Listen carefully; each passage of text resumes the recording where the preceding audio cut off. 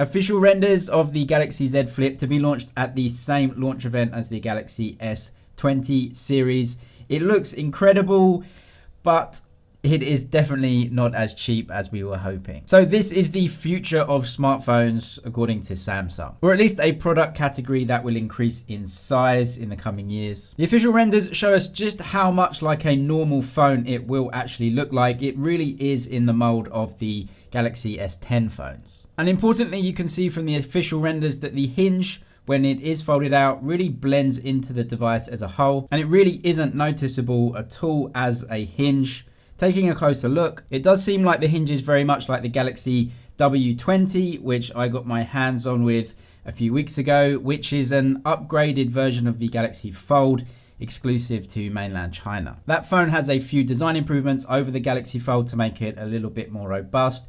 And it looks like the hinge on the Galaxy Flip is basically the same as that one, but there are some key differences. According to the latest leaks, the hinge on the Galaxy Flip is able to be folded at any angle and stay where it is. Whereas on the Galaxy Fold and the W20, when you fold the screen down to a certain angle, it will try to flip itself shut. The Galaxy Flip, however, can be rested on a tabletop at any angle and it will stay open. This is also slightly different to how the Motorola Razr is going to work. That phone creates a space within the hinge to fold the screen around, trying to prevent any creases at the middle. Whereas on the Galaxy Z Flip, according to the latest information, even though it uses a new type of ultra thin glass, there may still be a slight crease in the middle of the display. I don't think this is a huge deal. It doesn't detract from usage of the Galaxy Fold with that slight crease, and this phone should be less prone to creases with the new ultra thin glass, but there are still a lot of small problems that will occur within this phone, and of course we expect that being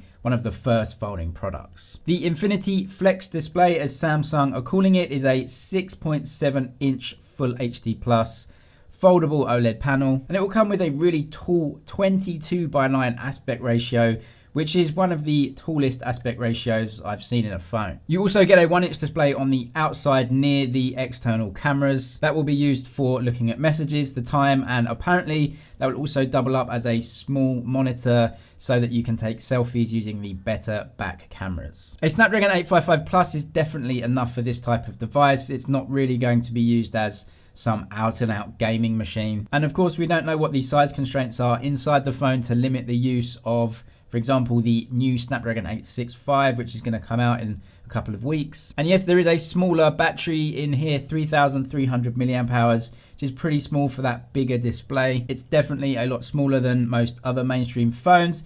That's just the compromise you're going to have to make with this type of design. Early rumors were pointing towards maybe even $1,000 or sub $1,000 price tag for the Galaxy Z Flip, but it turns out things too good to be true usually are, and most leaks now are pointing to a price of around $1,400 US. At that price, it means the phone stays as a real luxury item right now, and the more expensive it is, the less forgiving you are of the specs that aren't there, like the latest processor and the small battery. But it's very exciting nonetheless, and I do think it gives us way more of a flagship phone than the Motorola. Even though that has a great design, the specs internally are really mid-range, whereas Samsung have made really something very close to a flagship phone with this amazing design. Subscribe for the latest tech news and videos. That's it for now, but I'll see you in the next one.